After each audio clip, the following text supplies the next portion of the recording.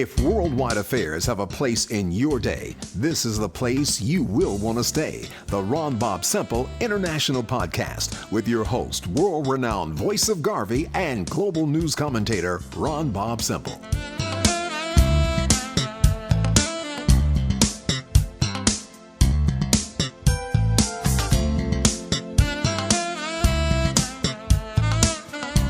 Greetings and welcome to the Ron Bobb-Semple International Podcast. We will be addressing global issues that impact our day-to-day lives.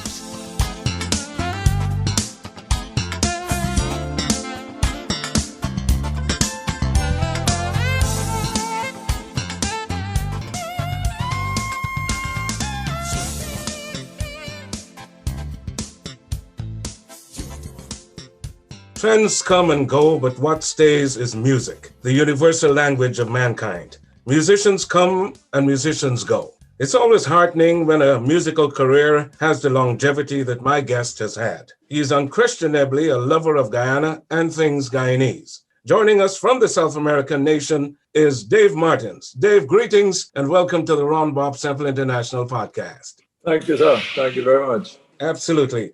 Dave, what was your childhood like growing up in Vredenhoop there in Guyana?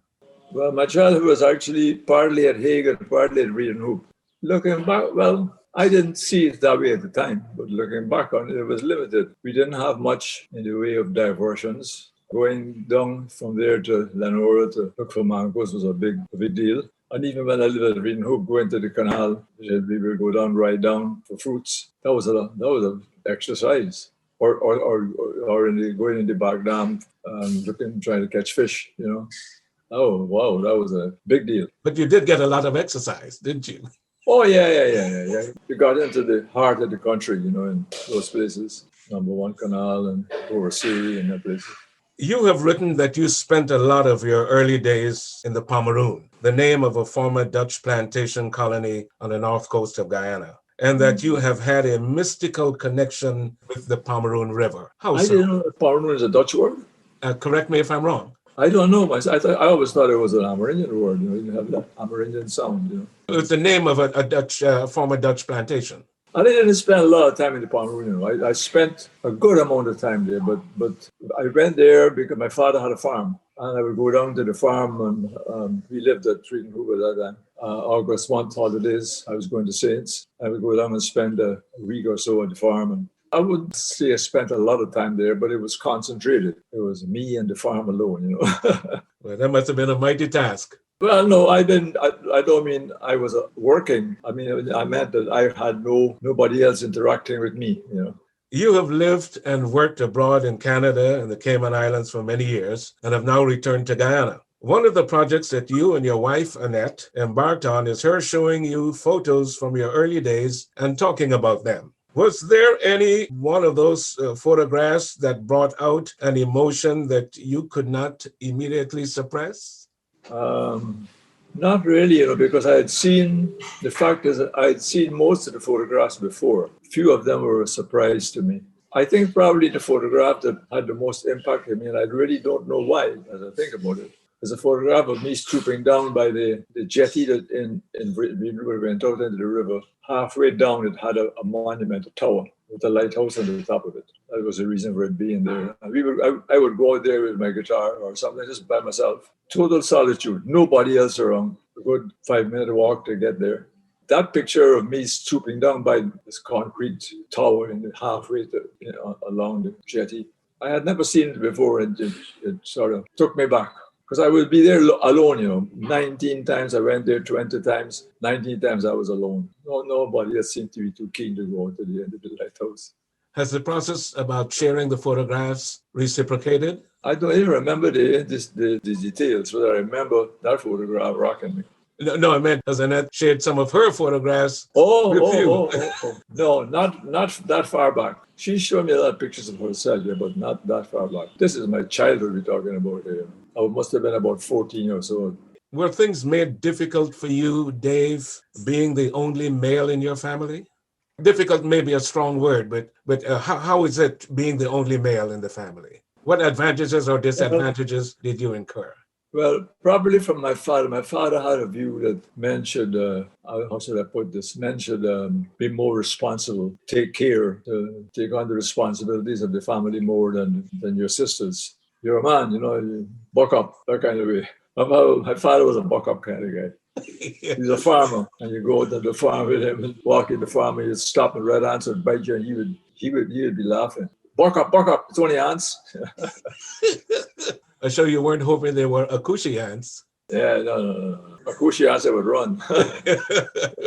Were you destined to be a musician, Dave? Destined to be a what? Musician. A musician? I don't know. I must have been, because my connection with the beginners of music actually started at Green Hoop. There were some guys, Henry brothers, Joe Henry and Jack Henry, who lived about 100 yards, 200 yards down the road from me. They would walk the street at night, just the two of them, playing acoustic guitars. And I'd be in the house. I mean, if you look at night after 6 o'clock, you're hearing a crapo, dead quiet. You could hear them coming, a good 5 minutes from my grave from us I was here. And they would pass. And that's the trigger, the music trigger in my life, was those two guys. I mean, we had a radio in the house and I would listen to music on the radio from Radio Demerara. But the sound of the guitar on a company, just two guitars, and just walk in the street and no singing, just carried for miles. It sounds to me like, because it would be a long time from the time I first heard them to the time it passed me. So that's a very strong memory, walking guitars. Tell us how that embryo blossomed to the world-renowned band, the Trade Winds, that you are more known to be the leader of. Yeah, well, I had no idea. I didn't have any plan. I didn't have any method worked out. I didn't have any. I knew virtually nothing about the music business. When I say virtually nothing, I mean nothing. I didn't know about the music business at all. I started playing music professionally in a place where the music business was very developed, which is Toronto. I didn't start playing professionally. In Guyana, we would play for friends, not for no real daru. Play. So, yeah, play, right? Yeah, or go to people's house usually. Try to impress a young lady or something. But it was in Canada that I was in a hotbed of commercial entertainment, Toronto, and so lots of places with bands playing and opportunities to learn music and study music and to get gigs and work your way up, which is what I did. How many songs have you written to date? Oh, I haven't counted them. I don't know. I have easily over 200, I would think. Do you need a certain atmosphere to create those lyrics and music? If I'm writing it, yes. If I'm writing it at the time of creating the lyric, I need to be totally quiet. I need to be by myself, no distraction whatsoever. If you open a door behind me, it's an irritation.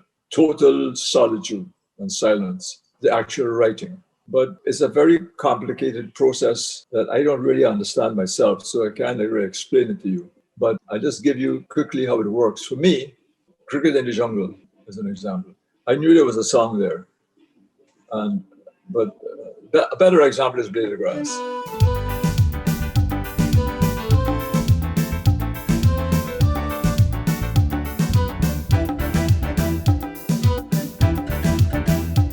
We are a peaceful people, struggling, we struggle, and we don't look for trouble, just ask around.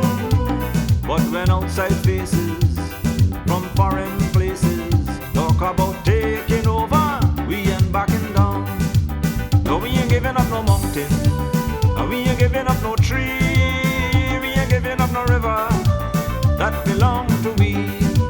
Not the one blue sake, not one rice grain, not one chorus, not a blade of grass.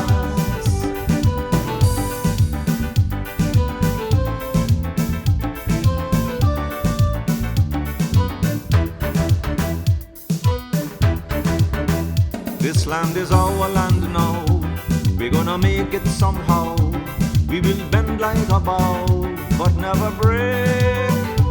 Our fathers came here, and they lived and died here, and we are moving from here, make no mistake. No, we ain't giving up no mountain, and we ain't giving up no tree, we ain't giving up no river that belong to we. Not one blue sake, not one rice grain, not one chorus, not a blade of grass.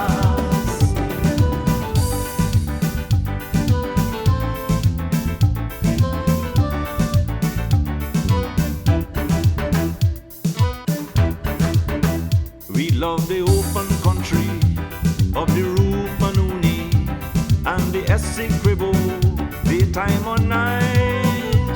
Though we criticize it, this is our home, we love it, and we mean to keep it. We have that right. No, we ain't giving up no mountain, we ain't giving up no tree, we ain't giving up no river that belong to we. Not one blue sake, not one rice grain, not one chorus, not a blade of grass, not one golden apple, not one jamun, not a drop of water from the farmer room, not one sherriga. I knew there was a story there in the Guyana fabric that had that incursion from outside in it, because it's been back and forth in our history. You know. When the song came out, Pat Cameron in particular on Radio Demerara, and she told it to me on the air, in the course of the interview. She said, Dave, you got to write something about this Venezuela thing, you know. So I said, Pat, I don't write them kind of songs. I mean, I hadn't at that point. I'd written songs about, the country life and going to catch crab and whatever. But this is an outside invasion. I didn't write them kind of. That's not my territory. That's foreign national news, you know. She said, no, man. She said, people listen to the music. I said, hey, but I don't write them kind of songs. She said, think about it. So on the way back to the hotel, she was I don't know if you know her, but she was a very intense, persistent woman. She had strong ideas and followed through with them. So you wouldn't let go. Absolutely. She must have 10 times you got to write the song. Yes. On the way back to the hotel in a taxi, the guy was playing something on the radio. And he referred to an Indian, I don't know where he saw it, he must have seen it on TV, an Indian fellow in Western Canada. When I don't know where the story from, but when the white people were moving west and taking over the Indian lands, basically displacing them, this Indian fella got up and said, I don't remember his name or even what tribe he was from, but he got up in this meeting and said, we're not giving up. Tell the white people, we're not giving up. He says, we ain't got soldiers and we ain't got guns, we ain't even got cavalry, but we ain't giving up. We ain't giving up a mountain, we ain't giving up a river, we ain't giving up a street, we ain't even giving up one blade of grass. And when I heard that line, bang, I remember Pat Cameron's idea for the song, because that was what was holding me back. I said, what am I going to sing about? The invasion of Venezuela? That's not my territory. But that was a countryman, basically. Countryman said, by me, give it one blade of grass in this place. This is me one here. So I went back then on a trip to Montreal to play, going from Toronto to Montreal, by myself in the car. Between Toronto and Montreal, I wrote that whole song out in my head. I had a little tape recorder I would have with me in these for that purpose, something occurred to me, put it on the tape. So by the time we got to Montreal, they weren't finished, but I had the bare bones of the song worked out from that one encounter. Songs come from all over the place. They don't come from any one particular spot. And they rarely come from you sitting down and saying, I can write a song today. They come from something that hits you. And you say, boy, that's a song, you know. Play the grass, hit me right away, that's a song. But I heard the joke on Honeymooning Couple, both away on top. My brother-in-law told me that joke, Joe Gonzalez, living on the base. And he told me that joke. And the minute he told me that joke, my Calypsonian head immediately, I tell you nothing, but my Calypsonian head said, boy, he just gave me an idea for a song. And that was the first song that hit for Trade Winds, this Honeymooning Couple.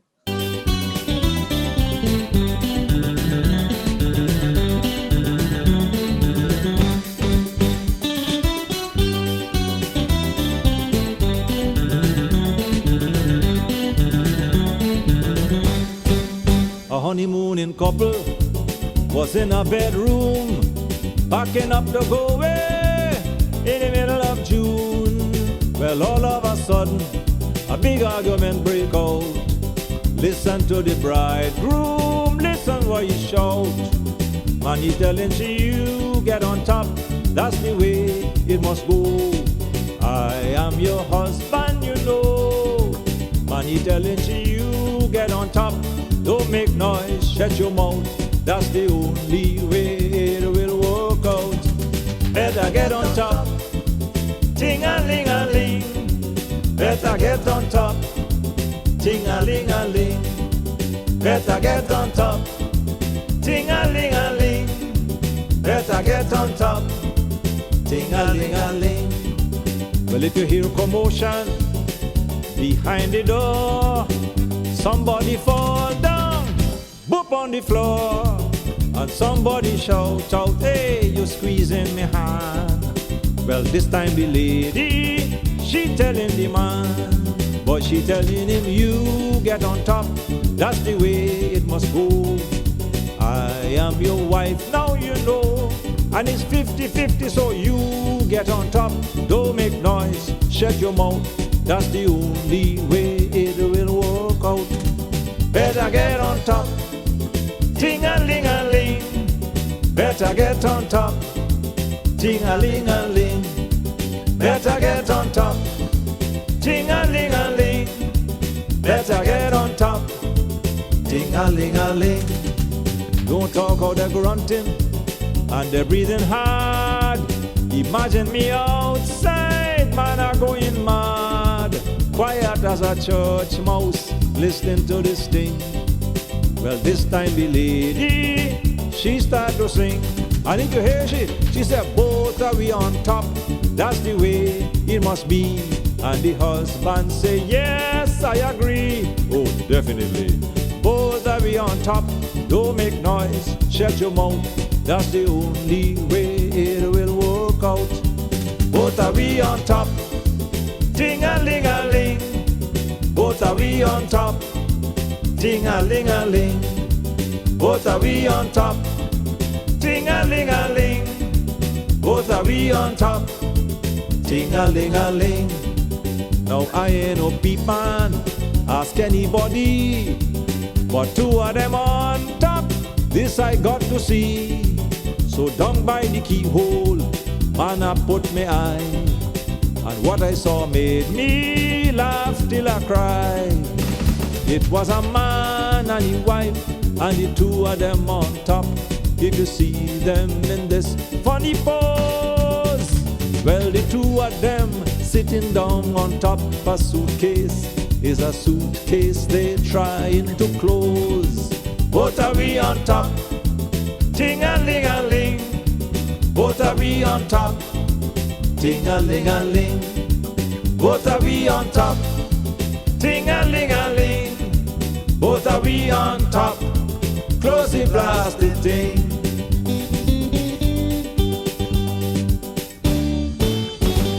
Well, I must say that Not a Blade of Grass has become the anthem for the Guyana-Venezuela controversy.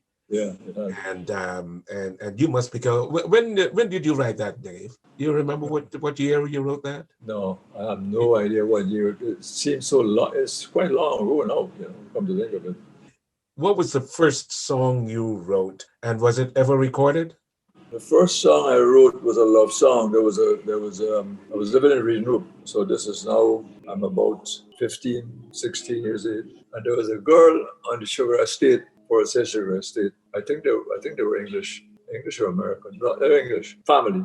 And this girl in the family, and as the Guyanese, she catch me, I caught this first time. I must have been about 15, 16. And I wrote a love song about this girl. And if you ask me to play it or sing it now, I remember it for years because it made an impression on me and it made an impression on the girl. But that was the first thing I wrote. It was, in other words, it was not an idea. It was a feeling that produced this love song. Of course, I was hearing a lot of love songs on the radio, so there were models for me out there to follow, Did you ever record it? No.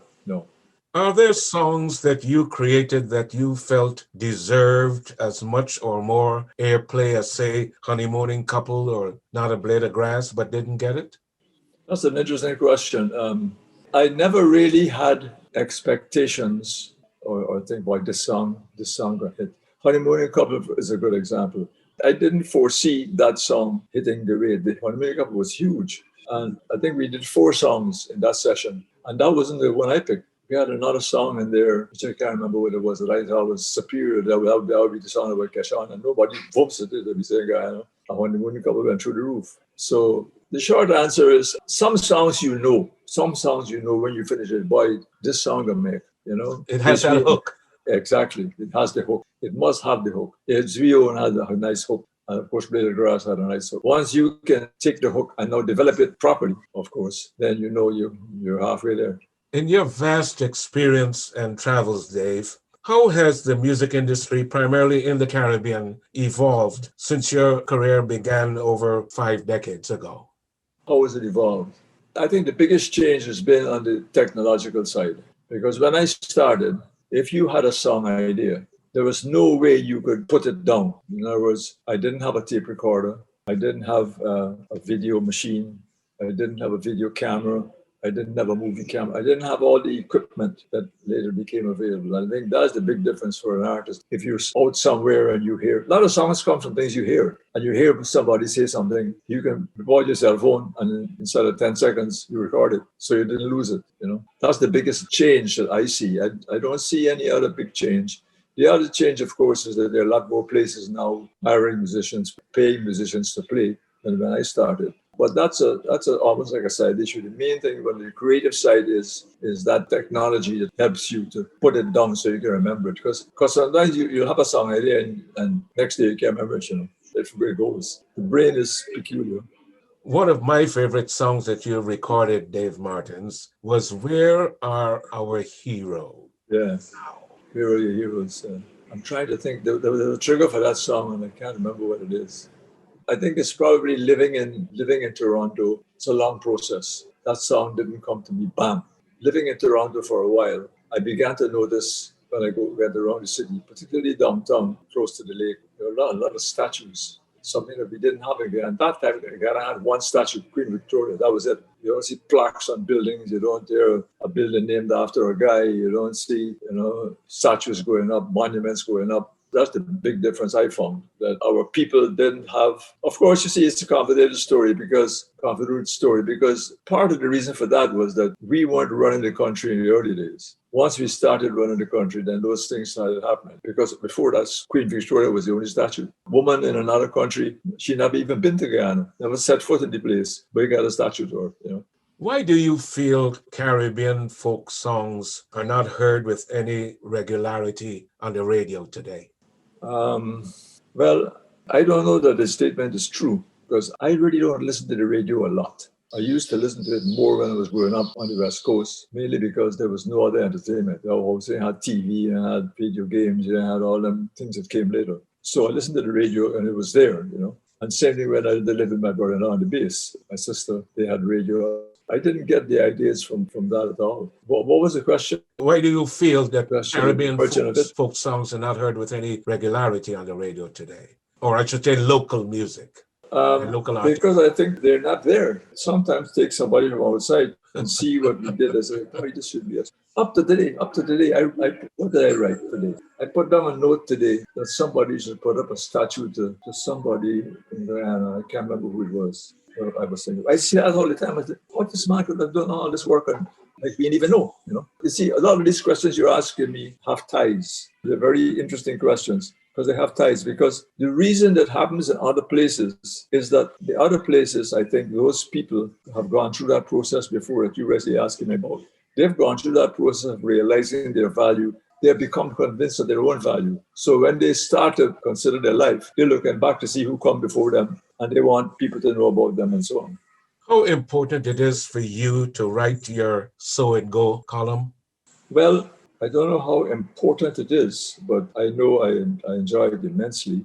How much important it is to me to be able to write it. I think So It Go is an example of, somebody mentioned this to me the other day.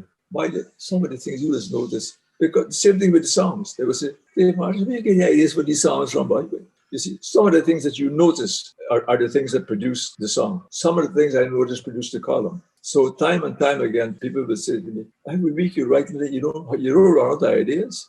And I don't, because the reason I don't is I'm always seeing something or hearing something that catch my attention, and always there is. When should we expect the release of the book that you're penning? That came about because somebody else suggested it. Somebody suggested, but you should write you need to read your book with these things, you know, because once they come in the paper, that Sunday paper gone, the column gone. It's a big job, you know. It is a huge job because the biggest job is going to be which columns to use. It's been over 10 years that I'm writing. So that is 500 columns? I mean, that's easily 500 columns. But I'm working on it. I'm getting there. Well, Dave Martins, thank you for joining me on the Ron Bobb-Semple International podcast. It's always a pleasure chatting with you artistically. Nice, man. Probing questions. Thank you very much. You made me think. Thank you for spending some time with us. If you are so inclined, you can subscribe to these podcasts and donate to them by clicking on the Support the Show button on the website. Please continue to protect yourself and your loved ones during this global pandemic by observing all protocols. Be safe, be strong, and be aware. I'm Ron Bobb-Semple.